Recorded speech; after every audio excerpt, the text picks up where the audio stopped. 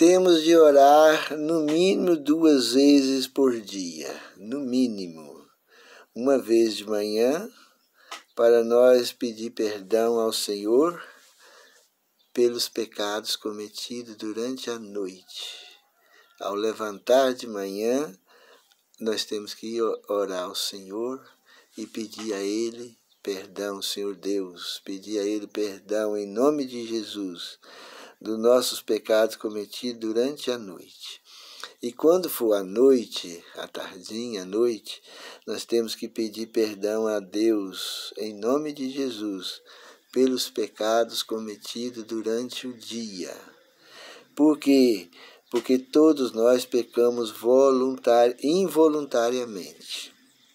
Involuntariamente, por acidente, por fraqueza, por descuido, por pensamentos, por palavras, por negligência a alguns deveres, por um olhar de cobiça.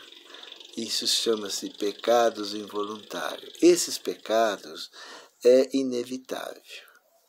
Esses aí são inevitáveis. Por isso que João disse lá na primeira carta de João 1,8, se dissermos que não pecamos e que não temos nenhum pecado, enganamos a nós mesmos e não há verdade em nós. E não há verdade em nós. Esses pecados são inconscientes. A pessoa nem sabe às vezes que pecou. Ele nem sabe. Mas aqueles que pecam por rebeldia, esse já é diferente. Esse que peca por rebeldia, por amor ou prazer do pecado, que ama o pecado, que procura o pecado, que acaricia o pecado no coração, que tem prazer no pecado, esses aí não. Esses, a Bíblia diz para nem orar para esse tipo de gente. E se orar também, Deus não vai ouvir. Aquele que desvia os ouvidos de ouvir a sua lei, até suas orações são abomináveis. Então nós temos que saber distinguir os pecados. Pecados involuntários, pecado por ignorância, por fraqueza, é um pecado, é um tipo de pecado. Agora, pecado por prazer de pecar. A pessoa larga a esposa em casa e vai caçar adultério na rua. Não, a pessoa sai de casa para ir falar mal, para levantar falso testemunho contra o próximo. Não, esse tipo de pecado aí não tem perdão, não. Um soldado na guerra, ele tem que ser vigilante noite e dia para não ser ferido e morto. Ele pode cair a qualquer momento.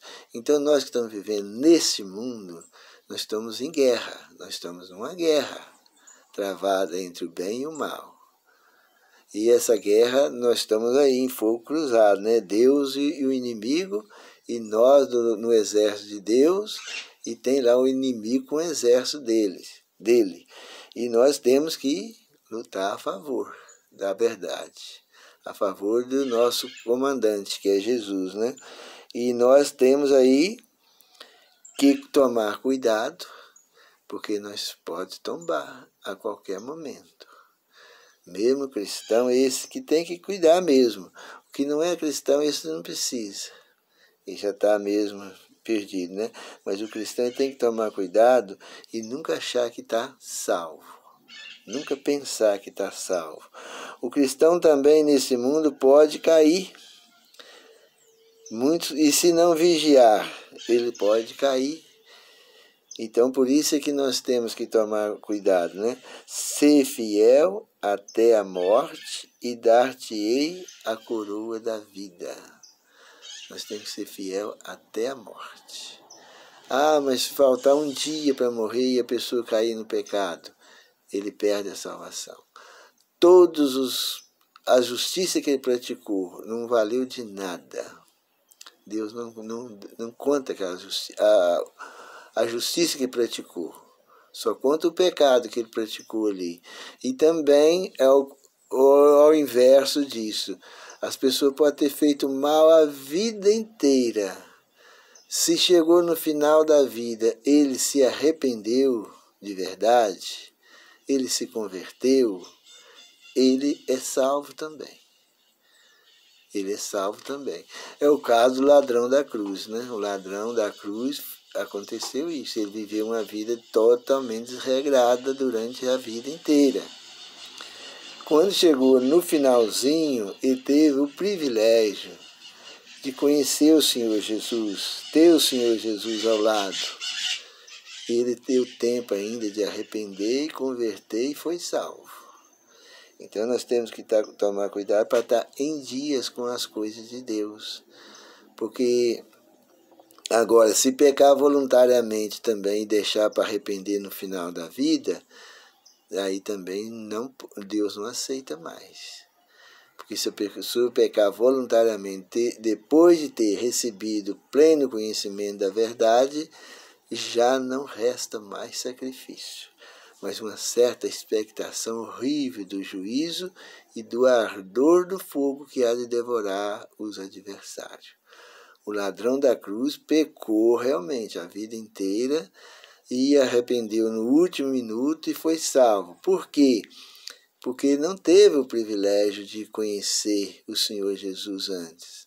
Ele não teve, ele só teve a oportunidade que surgiu para ele, foi aquela, naquele exato momento, no finalzinho da vida. Então foi esse que trouxe a salvação, né? Há muitas pessoas que se dizem estar salva. Isso é um perigo. A gente vê pessoas que não estão vivendo a vida do jeito que Deus mandou. Não é que a gente está julgando os outros, mas a gente está vendo pessoas que não estão vivendo a vida que Deus mandou, está desobedecendo a palavra de Deus e ainda achando que está salvo. Eu falo aqui dos adventistas. Os adventistas, eles negam o primeiro mandamento. Eles dizem que eles adoram 3 deuses no lugar de um. Ele adora Deus Pai, Deus Filho e Deus Espírito Santo. Eles têm 3. Quando o primeiro mandamento diz, lembra-te do dia de... Quando o primeiro mandamento diz, não terás outros deuses diante de mim. Esse mim aí é o Pai de nosso Senhor Jesus Cristo. É o único Deus criador do céu e da terra. Mas eles não aceitam o primeiro mandamento, colocou mais 2 deuses no lugar do Pai, ou junto com o Pai, e agora eles acham que ainda está salvo, ainda está no caminho do Senhor, ainda está fazendo a vontade de Deus.